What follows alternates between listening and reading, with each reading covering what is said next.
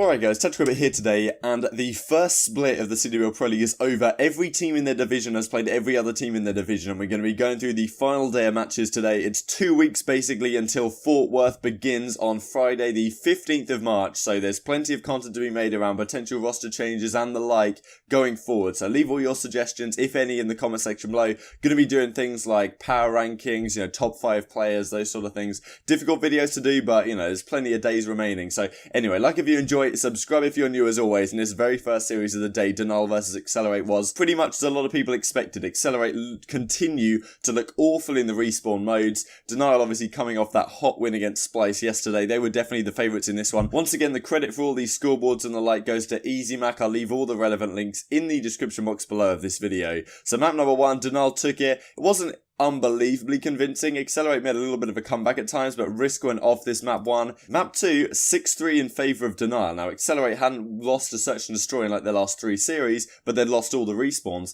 This series, they actually lose the Search, and at that point you're thinking, oh, well, it's got to be GG, no? But they actually win the Control, which is somewhat surprising, but the Control can be a very snowball-heavy game mode. They won their first attacking round, did Excelerate, and Denial had a pretty poor showing of things, and then the defense tends to be quite significantly easier on a lot of these maps. I really want to get the stats out for that so I can do a more in-depth breakdown, because that's a real issue I find with this game right now in terms of a competitive standpoint. And then once you're up 2-0, you tend to have the kill streaks and the like, and well, not necessarily streaks, but specialists to help close out the game. So yeah, good map from Excelerate right there. Map 4 was an absolute blowout. Both these teams, we've seen them get blown out, like in the map number 4s a couple of times. Denial get the better of it this time. Wow, this was not close at all. Believe dropped 5 kills.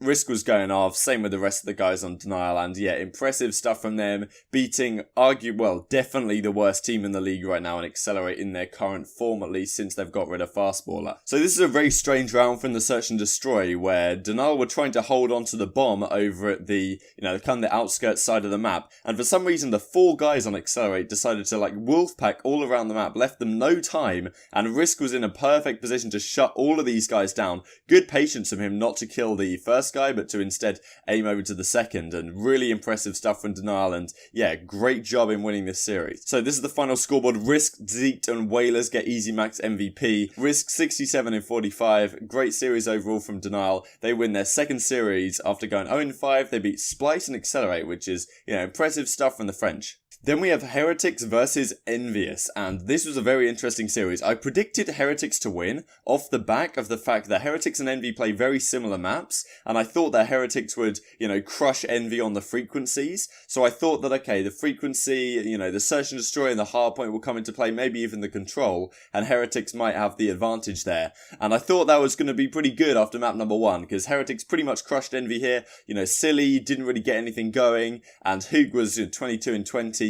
So yeah, basically this Envy team relies on Hook and Silly right now. The other guys are not spectacular in their current form. If Hook and Silly are going off, they can win a series. And well, it's exactly what happened here. Journey went 32 and 18 map number 1 though. So yeah, Heretics came out really, really strong. Frequency is honestly, if there's one team right now I don't want to face on Frequency, even if I'm on Optic Gaming, it's Heretics, undoubtedly the way these guys play. Now game 2 was rather a shocking one. Heretics got crushed on this map. Same what happened against when they played Splyce. They lost 6-2 on this map, even though like the week before they'd beaten Enigma 6 like 6-1 on this map. And then they get beaten 6-2 by Envy, which was definitely surprising. But this was the Hook show, man. Like this guy, if he's playing as well as he plays here, I think, he's definitely one of the very best players in the game. And he's just the biggest hard carry ever. He literally does it all. It was the absolute Hook show this map. He never slowed down. The rest of his teammates just had to sit back and relax while he was clutching 1v2s all over the place. And yeah, Heretics just couldn't compete. And map 3, Envy take it as well. So a couple of close rounds in here. Yeah, Envy won the clutch rounds, it seemed at times. And yeah, they end up winning this 3-1. Both attacking rounds won at the start. And then finally Envy get a defensive win on the board right at the very end there. Apathy had a very good map here at 20 and 15. Silly went off as well, which is something that is happening a lot lately, and this guy is undoubtedly, I think, the second best player on this team right now. Hook is definitely the first, as we will see in map number 4, because they played Gridlock again, and Envy won a super, super close map. They were down a little bit at the start. Heretics managed to kind of bring it back towards the end. It was a very close fought affair, but Envy won it in the end. 38 in 19 for Hook. I'll show you the end of this map in just a second here. This guy is something else right now, and when he's playing like this, I don't know what team can get the better of him, because Heretics were 5-0, then they lost to 100 Thieves I think a couple of days ago, and then Envy yesterday. So I wonder what you think about Heretics right now. I think that Envy just played, well, Hook just dominated this series, and it's very tough to beat a team when that's kind of happening. Also when Silly's playing very well as well. I definitely think maybe teams have figured out Heretics to some degree.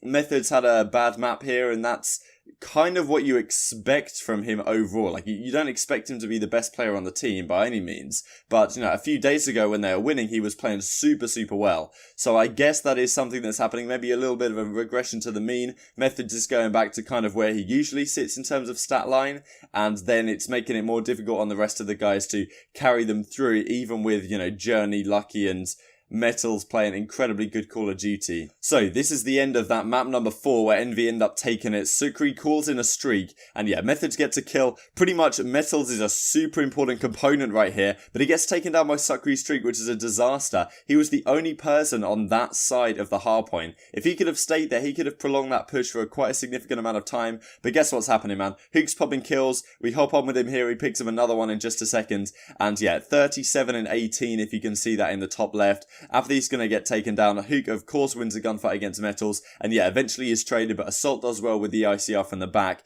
and Envy closing out 3-1. So the final box score for the series, Hook goes 89 in 58, not surprised at all, 1.5 KD over the series. Silly gets the second place as well, even though he only had a 1.0. Look at the rest of the team, man.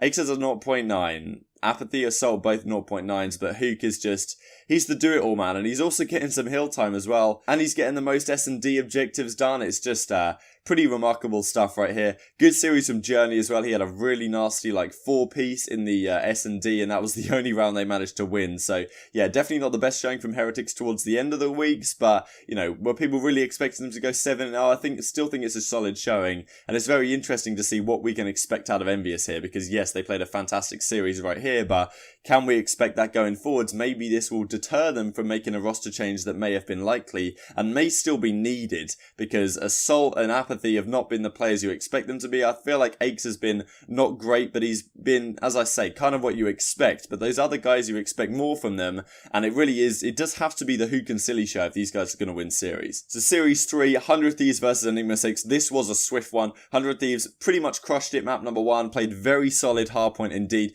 Priester had a fantastic map, 26 and 19. Not surprised at that at all. Map 2 was 6-3 on Hacienda. Priester went 18 and 5. This guy has got to be one of the best pickups we've seen. 100 Thieves legitimately look like one of the very best teams in the game right now, because Enigma 6 are no slouches, and they pretty much crushed them this series, and a lot of that was on the back of Priester. There really isn't too much to report here, considering it was just a blowout in the control as well, 3-0.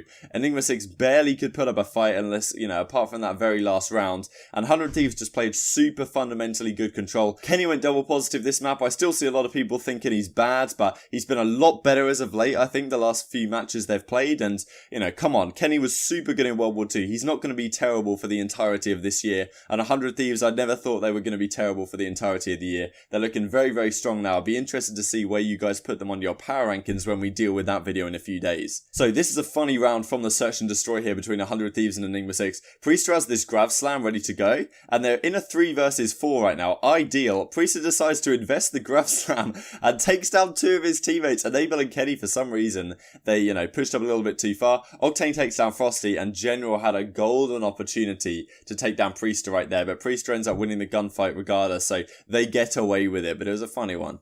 So this was the final box score. Everyone on 100 Thieves went positive. Well, apart from Enable, I guess he was dead even, but he didn't have to do anything. 32 and 32. He died the least amount of times. He also had the least amount of kills. That's rather impressive.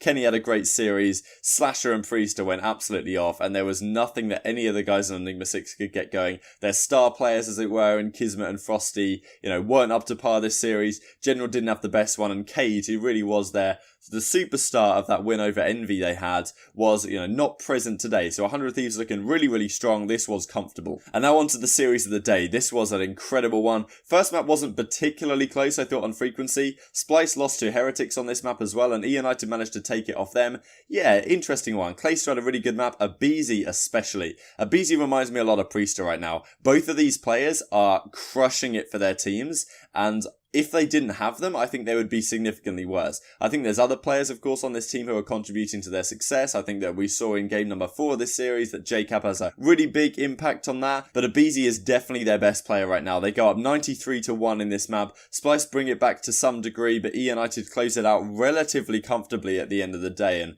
Aqua, 12-23, difficult map for him. And then map 2 was an unbelievable one. EUnited eventually closed it out 6-5, but there were some crazy clutches here. As you can see by the title, the first 1v4 clutch in Black Ops 4 on LAN at least goes the way of Looney. I'll show it to you in just a second. There was a couple of crazy clutches. Pristini got one, Looney got one as well, but Splyce still end up losing the map, and you thought that would be the dagger in their side, but they do manage to win the control that we'll see in a second. So this is Pristini's 1v3 first of all. He takes down Looney through the bomb, but he just gets the bomb down. And in this situation, this round should be unlosable. I think Temp and, Aqua should probably just group up here. Temp takes the gunfight and gets smoked. Like, he had the complete advantage in that one. Pristini has really nice movement moving away to the left, but that's a difficult gunfight to win. And the fact, it's basically Temp's fault that they lost that round. Aqua, there's not too much he can do right here. He's just playing it up top, and Pristini knows that he's probably around this position. Aqua nearly wins the gunfight, but Pristini takes him down 22 HP,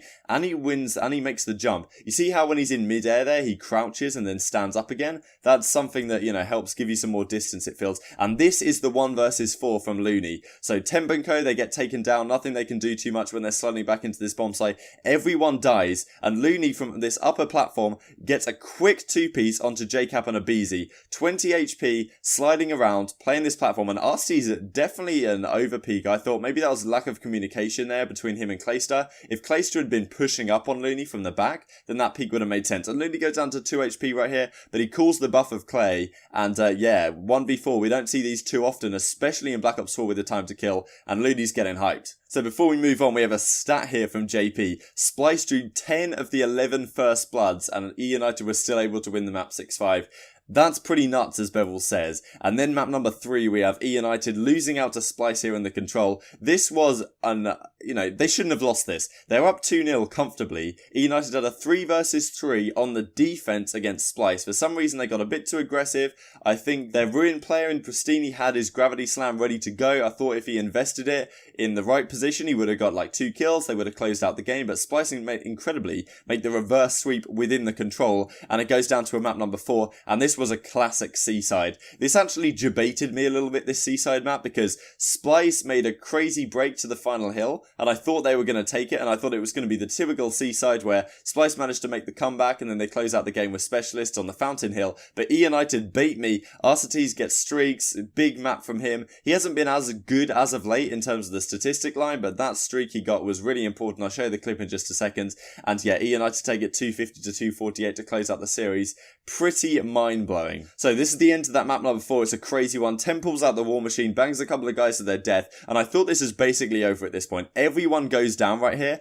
Look at that minimap. All the guys on EUnited are spawning way out, and it's time for Arcetes to call in that streak. So, I'm not sure whether Splyce knew that he had it, but everyone dies. He makes a really, really good play. Does Arcetes here to go for Aqua, because you see number 8, that arrow all the way in the back right now, he's going to die to this lightning strike, and that means that boom, the guys in the back, they spawn there. That's the side of EUnited. That 1 kill onto Aqua is the most important. It could be very tempting calling in that lightning strike to just go for the guys in the hard point, but the fact that he killed Aqua in the back is incredibly crucial, because that gives them the spawns. If Aqua was still alive there, I'm not sure they would have had the spawns by any means, and JCap makes a fantastic play in just a second here to get a 2-piece, holding off this push of Splyce. It's a very difficult one for them to break at the current time.